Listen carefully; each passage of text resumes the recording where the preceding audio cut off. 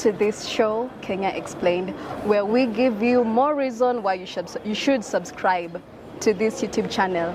My name is Esther Nyonje. I am joined by Mumias East Member of Parliament, Honorable Peter Salasya. He's here with us today. Yeah, sure. You look so sharp, Mheshimiwa. Thank you so much. Look, iko sawa. Iko sawa kabisa. Asante. Nywele ulisema ibaki hivyo. Nywele, hiyo ni brand. Ni brand. Hiyo ni brand. Hiyo ni brand. That's a very good hiyo ni point. brand. Yeah. Juzi nilikuwa Mombasa. Yaani ukiingia mahali wanajua kijana ameingia. Unaona vile Didmas ako na hii kofia yake ya red. Unaona na ile kofia yake. Kwa Nakuru. Juzi kwa kule Baragwa huko Central. Mali huko Murang'a, na kwa yani Busia huko, wanajua kijana ameshaingia ako town, ako ndani ya nyumba. Very nice, very nice. Now, Mheshimiwa, there has been a pressure for you to apologize over the remarks you made about Bomet Women Representative Toto on Sunday at Baba's rally. Now, you might have said that because of political mileage, or to be high on controversy, or because you felt like you were uncommitted. Now you could say it, but now she got engaged yesterday at hiyo wakati alikuwa tumejua. Yes. Now this statement has been taken sharply by a section of people, especially women. And Senator Gloria considered it as rape. What do you have to say about that? Don't you think it has an impact now or in the future? No, you see now for the case of Senator Gloria, you know they are just doing some things just because they are women. You know, being a woman is not being a disability. That is number one principle, right? Yes. So you don't just do things just because you are a woman and you expect like to be kuwa babysit, yani as in sympathy. Yani sympathy. Unaelewa? And just do it because we are no longer there. We have seen great leaders being women. Yes. Women is not being a disability. Yes. You don't have to showcase. We can talk of the stupidity and say that now you are standing in solidarity. Like for that lady, could she just come and rise up and raise with rather than embarrassing women? Na nimeandika asubuhi wacha tu anyeshe ishe kwani iko nini ananyesha ni. So you see even the other leaders, hiyo ni maneno ya primary school. Yani wezi jua hata wewe wezi elewa your cycles that ya kwamba zinafaa kuingia siku gani. Unakuja hata wezi enda huko nini. Alafu tena anauliza ati nini? Anasema ati nini? Ati anasema yeye ni rapist. Alisema that is considered as rape. Huyu Gloria mmoja huyu wa senator huyo. Yes. Huyo achana naye ameharibika kichwa. She said this on her Twitter. Wacha utatufutie hiyo Twitter hiyo. Nimwambie yeye amekuwa sasa mjinga. Kwa sababu you cannot, in fact alikuwa anatetea kumbe hana akili. Hao walikuwa wana nominate kutoka wapi shuleni. Hatukuwa na other women. But she's smart. She's very smart. I've heard the way she speaks and her ideas. Speaking what? How can you go and then she does it deliberately? And some leaders were asking, they have wives, they have children. Even a standard 4 people or standard 6 in the house cannot do such kind of a thing. But now again, she's also coming to dispute me. Okay. Me of all people. Okay, but of all people. Kwanza hapo sasa ndio ameleta shida. Tutatoa statement. Now, even leaving Gloria aside, what do you think about the comments you made about Toto? Leave alone, wacha tumalize ya huyu. Huyu kwanza, first of all, she's immature, number one. Because she can address that issue in the Senate, right? She can write a bill about the same without embarrassing herself and embarrassing other women. That is number one. Utanitafutia hiyo tweet. Anajitanga nani kwa Twitter? Senator Gloria Orwoba. Orwoba. Senator, so naenda kutafuta na namtag. Na mwambie wache ujinga kwa sababu wewe you are not a leader. Because you have channels. Those things that she was doing, it's supposed to be done by somebody who is not a lawmaker, right? And again, she's timing the day of the Valentine. Kuharibia wanaume Valentine moods. Why doing that? Hata nimeandika asubuhi nikauliza alikuwa anafikiria ati Valentine. I saw it. Niliona. Lakini Mhesh bado hajanijibu. Now, those comments about Toto, do you feel they were right? They will affect you see, let me tell you one thing. Let me tell you one thing. Yes. you know, it is always good to respect our leaders, Yes. elders, senior citizens of this country. And the moment you see young people, young children, starting attacking the elders, senior citizens who have done great jobs, and speaking in a way that with no decorum. Like for me, I respect President William Ruto. I respect, even just to mention his name, like I feel like, no, I have to know how to address my issues without going directly to him and attacking, or even Deputy President. Because those are our senior, but we can have a way whereby you can address your issues, like our economy, without going directly, like as if you are insulting them and doing whatever. No. So when she says that she was born, that 1997, she's even older. She's older. Even you see, if someone got married and remarried, that one is that somebody small? That's a big woman. So now say that tangu ati kabla nisaliwe. Sasa yeye si ameoleka, tena kaoleka. Sasa nimeona wakileta wengine hii. Mbona anatusi baba? But she was speaking out of a point of her constitutional rights to have hakuna mambo ya constitutional. Let him have, you know, when you say that baba amesijua amesimama sijui kuanzia huyo mtu sijui mzee. You know, you are you seeing at huyo mzee? You know that statement alone. So what we are trying to say is that, first of all, she has to tone down and rebrand herself. People like us, like me, I'm known in this country, not because I'm attacking people, but because I build my own platform to do my things that will make Kenyans feel that this guy is a leader. All right. As much as when I was starting this politics, people looked at me as a joker. But as time goes by, it has come to the people's mind realization that I'm the best performing MP, even without the CDF, but I'm able to run things in a very organized manner without attacking someone, so we can still look. And that is what I said. If you are a young leader and you are there trying to insult Raila, I will not accept. Even me in my Azimio team, I also want our leaders who are in the Azimio team, if you are addressing the issues affecting government, don't attack the family of Ruto. Don't call him even whatever. Okay, I don't know, but don't. You have to have some decorum. Yes. Right. Yes. On how you address them. All right. Hey. All right. Hey. Very well said by Mheshimiwa. Now, Mheshimiwa, you are the father of Mumias East constituency. Yes. A father is the head of a family. Yes, I'm the head of the family. I'm the head of the family. Yes. I'm the father of the Mumias East constituency. Yes, and now many people are looking at me. Very many people. Yes. And now there's an open tab with your life that is in marriage. Are you looking to tap into this marriage in the near future? No, you see the issues. Let me tell you one thing. The issues about marriage things. You know, family. You know, when you are a politician, and immediately you bring your social life, like whatever, it will definitely work against you. Let people just know you, and that's what I told people. You know, I don't have, like I used to tell them during my campaigns, I don't have a child, I don't have a house, I don't have everything. But let's look at those current leaders. They have children, they have women, they have whatever. What benefit are you getting from them being married, having big family, big houses? What is she wants service delivery. Yes, true. And that is what I'm doing. But so there's no need of you knowing how I live, because she will not be there cooking for you. But you know our politics, you know our environment. In the election cycle, you find that people drag all these things. As much as you don't want it, people drag your family, people drag maybe you're orphan, they say you're orphan, you're divorced, you're single. If they didn't do it in this election, they might do it in the next election. So people drag all these kind of things into politics and leadership. No, you see, let me tell you, in politics it all depends with how you package yourself. Okay.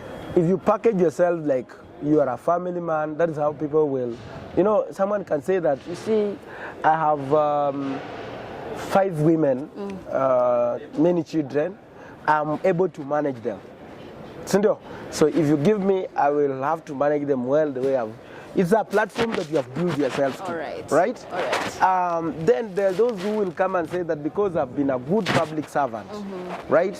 Then I can also, if you've given me an elective position, I'll do the same. Yeah. Look at somebody like Matiangi. You saw when the government was trying to want to arrest him. Yes. But you saw how the Kenyans raised the alarm.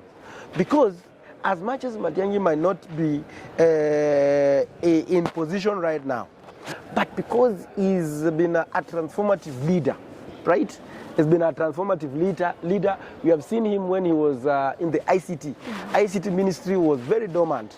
And you see, he revitalized it and became a very aggressive ministry. You look when he came to the Ministry of Education, the kind of the transformation that took place. We look at even during that time of the Interior, when he was the Minister of Interior and all that. So, and Kenyans are they are very good people. Yes. They don't forget. Kenyans don't forget, by the way.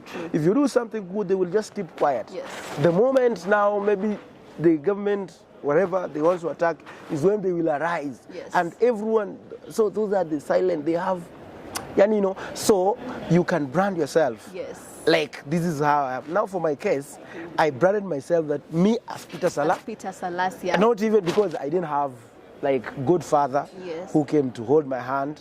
Like for example, when I started this journey and all that, it's like then ikakuja, ikajileta. Yeah. So I branded myself as Mimi. Peter Mimi Salasya. ndio nilikuwa the head of secretariat. Mimi ndio nilikuwa the political propagandist.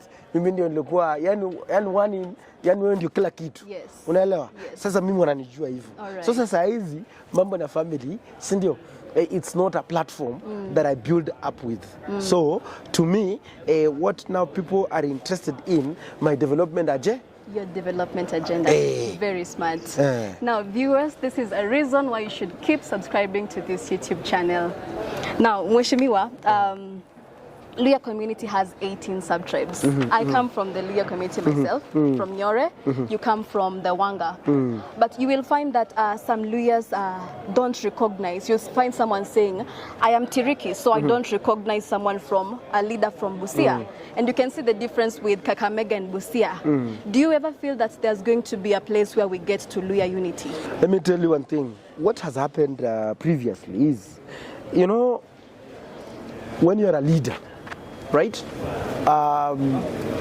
When you're a leader and you're not selfless, you're not selfish, right?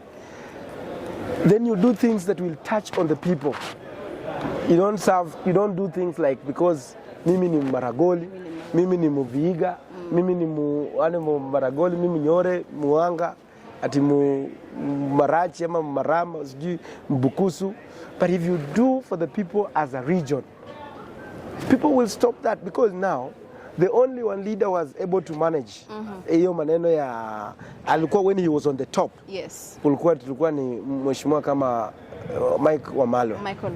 Sindio? Yes. So for that case, it's because he was able, because he was not selfish. When he's speaking as a region, not what young. And you see now, I find like most of the leaders who are up there, they have not done a lot of development in terms of embracing development in the region. Muta akipata uongozi, it becomes himself. Unaelewa? So at the end of the day, people doesn't see, and that's why the Luhya unit has been always been divided. Yes. Like right now, let's speak the truth. What when we are having a meeting for the elected leaders from Western Kenya, plus the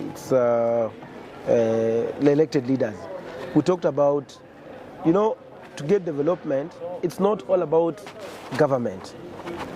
Like most of the time when we kuja kwa mikutano, we talk about we want Mumias sugar, right? Right now during the time of budgeting, nothing happens. When it comes to political, wanasema mambo ya Mumias kwa kuongea. But when it comes to development, they are nowhere to be found. So that is the moment now you see mtu anatoka huko nje, afadhali wampatie kuliko wetu, because yeye akienda they are only selfish about their own interest. But now with this coming generation, we are looking at a point whereby I told them we need to have a professional to come up with a report. Like, for example, this is Western, right? This is Busia. What can we bring here in Busia and revitalize the economy of Busia? Yes. This is Vihiga. Yes. What can we put there and help the people of Vihiga? These are people from Trans Nzoia. What can we be able to come up with, and through private partnership? And when you do that, you say, like for me, I've pushed for partnership for this investor to come and bring this investment. Wewe ni unatoka huko unaenda unaongea. Unaona? Unatoka huko wewe maybe ni wa Bungoma ama mimi Muanga. Natoka hapa naenda Vihiga naambia nimeangalia hapa mko na needs zenu ni hizi. Na nimepata huyu investor nimewaletea hapa because I've seen that this project can only benefit for the people of Vihiga. Okay. Naenda Busia nimepata private investor. Si ndio? Tumeleta nimepushi kwa sababu nimeona hii ndio inaweza kuwasaidia. Nimeenda Bungoma nimeona hii ni watu wa mahindi. Hii ndio inaweza kuwasaidia. Nimeenda pale. So that is the leader that the Western Kenya or the Luhya nation has been lacking. And also remember, when you talk about the Luhya, we have the Teso, they are there. So we go as per the region. So the moment those our leaders on the top realizes this thing, Sindio, they'll be able to reunite these people. All right. But for me, I've discovered, for me, if they don't do it, I'll come and overtake them. You will come and overtake them. I had an interview with former governor for Kakamega, quickly for Paranya. He said there is nothing like a person who will come out and say, I'm a Luhya kingpin. But recently I saw you were crowned as the chief, the youth Luhya kingpin. Me, I'm the Luhya youth kingpin, how yes. viable is that, and yet we have figures like Francis Atwoli, Musalim No, Mudavadi, youth, who you have gone see, ahead of I'm the only youth who is very vibrant right now as we speak. Wachana now. And we don't look at age when it comes to that kingpin position. No, don't look at age. The kingpin, let me tell you, youth kingpin, yes. We are telling them that tuanze kujipanga huko mbele. Because now we are now starting a conversation. As we the youth, what do we want? Because you see, like, it has been use, dump, and leave. And we have many platforms, like right now, we can talk of, and we are doing this thing, right? We are doing this thing. We are uniting the youth. Unaona? Tunaenda kwa universities napiga hizo mashow. That's a very good job. Unaona? Doing. Naleta wale wa Bungoma, very soon naanza kuwapigia tournament. Very nice. Kuleta vijana pamoja. Can we be able to go, look at this. These people, they have to also to go and invest at home. They have a lot of investment huku Nairobi, outside the country. Ukienda huko hakuna kitu. Hata wengine wanashindwa kujenga kwa nyumba zao kwao. Yes. So how will you unite these people? That's why we are saying, wewe watu wetu waende wajenge, lete the investment in Kakamega. Walete the investment in Busia. Walete the investment in Bungoma. Walete the investment in Kitale, in Vihiga. Then you will see our economy being vibrant. Like there's this leader. Maybe I'm just giving you a good example. There's this leader called Mashako. Mashako is the MP of is it Taveta or Taita? I think something like that. You know, we have Taita and Taveta. I think it should be the Taita. This guy, he was only elected on the basis that he was the first leader to bring the story building. It's tall story building in their hometown. Oh, really? That they have never seen it. Wow. You see that platform? Yes. I told you that people come into politics with different platforms. Yeah. So if we can get a leader who can come and say, do you see that tall building in Kakamega? That one belongs to this person. Do you see that one in Viga? Belongs to this guy. Do you know that building? You know now people, they fear, they think that when you, they think that when you build at your home, people watakuomba, they just become, it's just like for me case. I told people, mimi nataka ninunue gari kubwa. Hii gari hii ni watu wa Mumias. You know, they just become. It's not all about ya kuitumia. Yani wakiona kiongozi wao pale, si ndio? Watasema wewe ni kiongozi wetu. They become proud of Lakini kuna watu viongozi wengine wanaenda pale, unashindwa unataka kujificha na kadogo. So how will you be a leader? Jenga home, nini, saidia watu yako, twende tujenge nyumbani. All right. Now, Mheshimiwa, Mumias has been the backbone of Western economy and even Kenyan economy at large because of Mumias Sugar Company.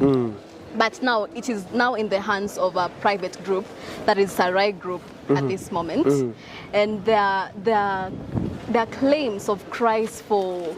In fact, yesterday they were striking and complaining about delayed payments, punitive contracts, mistreatment by the contracts, no benefits or compensation for people who left. Now, and it's such a shame that Mumias was once such a firebrand for it to come to this place, to this conversation that we are having right now. And I know it's affecting someone at Mumias East, because now, what is the quick fix that can be done to solve this plight? Let me tell you, number one, those people who are complaining about the investor that we have right now, those people, I can call them to be very stupid.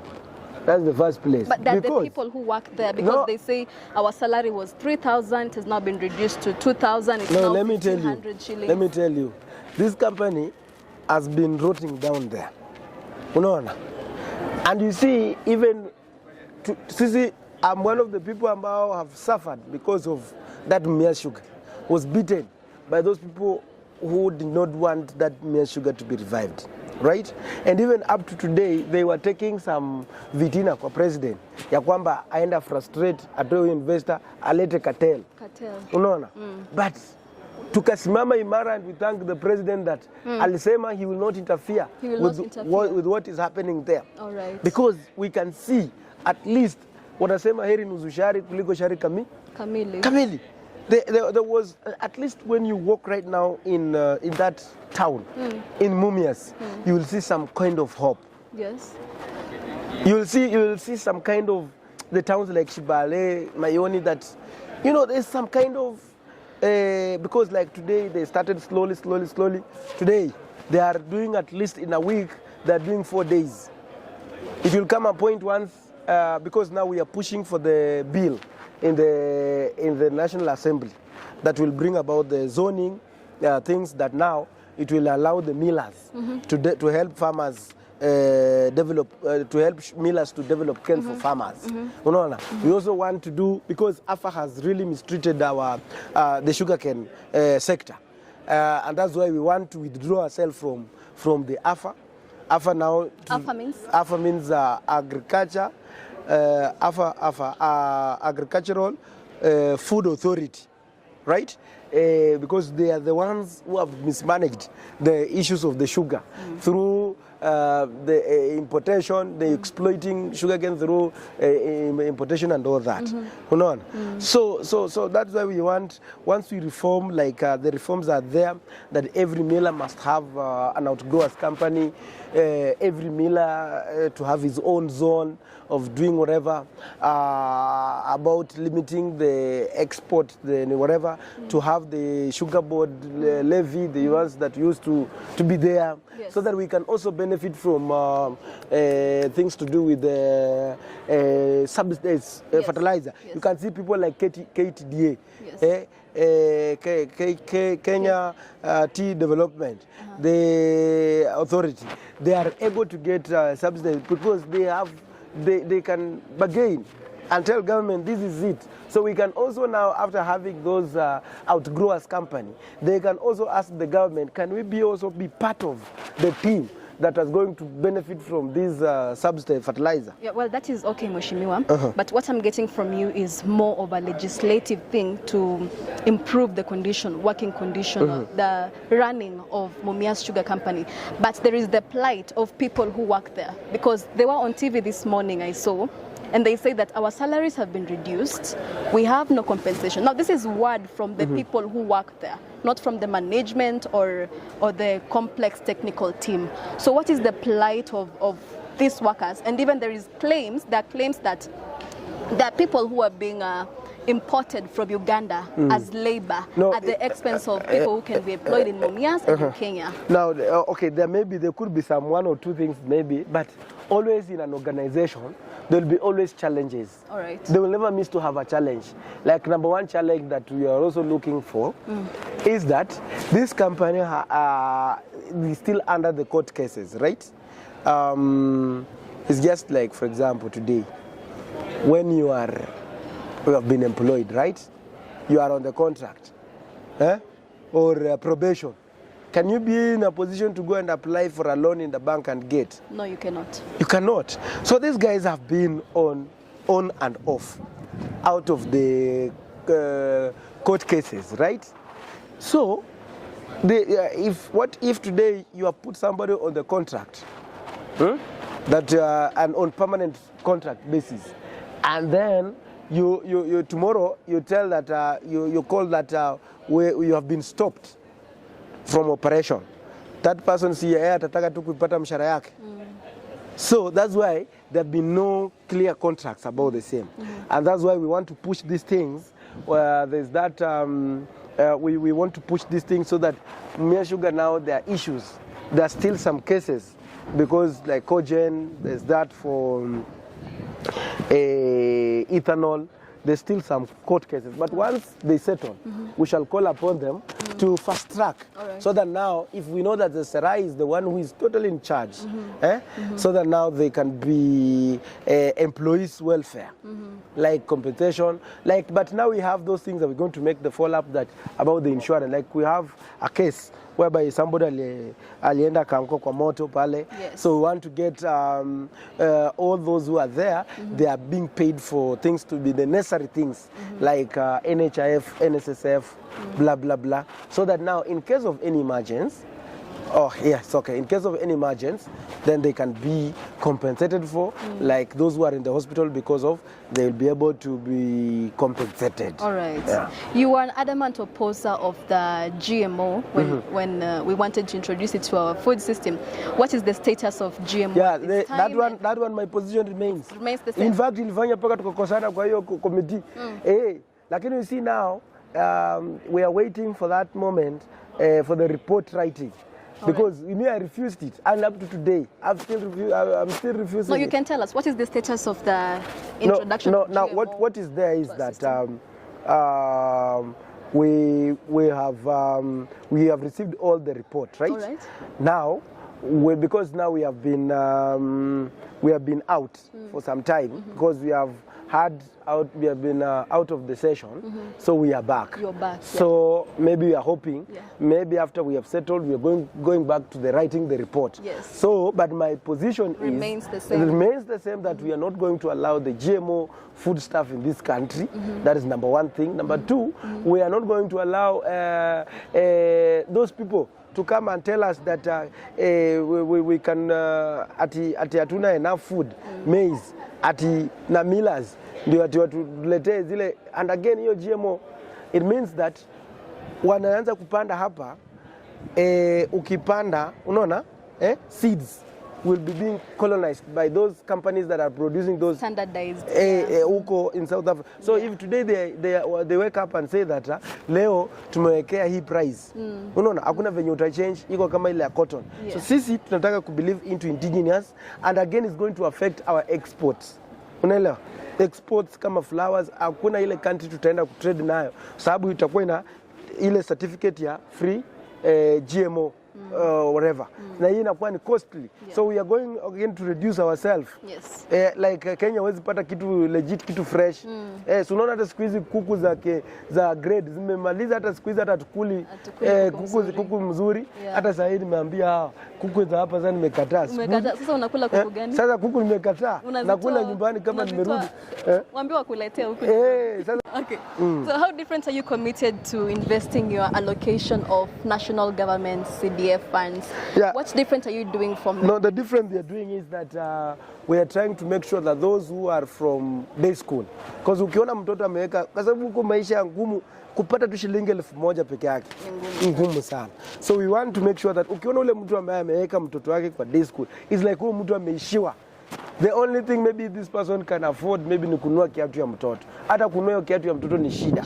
So that's why my strategic plan is that all those who have applied for day school, they're going to get it. So that now to support Naipia itakuwa one way of supporting our day schools in the region. Hiyo number one. Then number two, because of the land, ni ku build zile story building and all that. Yeah, alafu pia story building classes to save on the land plus other things. Yeah. Okay, fine. Now, a splash of opulence has been the trademark of most politicians, especially in the electioneering period. For example, Sonko, his reputation has gone before him as being a very extravagant politician. And yourself, you have been in touch with this reality that you come from a very humble background and you're a laid-back person. Have you ever felt the pressure to change your lifestyle and be that flashy politician that everyone sees? Flashy, okay, mimi nile nikiwa na pesa. Mimi mtu kupatiana pesa. So if you ever get to a position, maybe you can be governor one day or president one day, do you think your personality will ever change? No, to it will not fit change. That lifestyle? It will not change because I know I've been there and I know. Now unajua these people, one thing I know is that Kenyans wanataka attention. Sometimes if you just come and speak to those people, and unajua hawa watu wetu ni wazuri sana. Hata wakati mwingine nikiwa na pesa, they know. Wanajuanga sinimange, yani ndasimama kwako. Lakini wakati kama sina, bora waongeleshe. They elewa. Yeah, they just understand. So for me, you saw even during that time ya kugawa Christmas, walikuja. Uliona crowd. Hata niliona wamejaa, nikasikia unajengea mtu nyumba pia. Nyumba sasa naenda next month or some few months from now ni kujenga tu manyumba za kwa hakuna nyasi, nyumba ya nyasi itakuwa kwa constituency. Sasa nataka tu kwa mshahara na kwa naweka kidogo. Nikifikisha naanza kujengea watu because walikuja wakanijengea hao. Unaona? Sasa si lazima pia mimi nirudishe mkono. Alright. Sawa. Asante sana mheshimiwa. Yeah, good. It's been a pleasure. I love your insights and all the best in your leadership. Watu wa join inajitanga aje? Hii inaitwa Kenya Explained. My name is Esther Nyonje. Oh, Kenya Explained. Watu wa subscribe to Kenya Explained. Ukisha watch alafu una subscribe. Unaelewa? Yes. Mnaelewa mwe subscribe hiyo kitu. Simulile, simesikia? Asante sana mheshimiwa. Asante.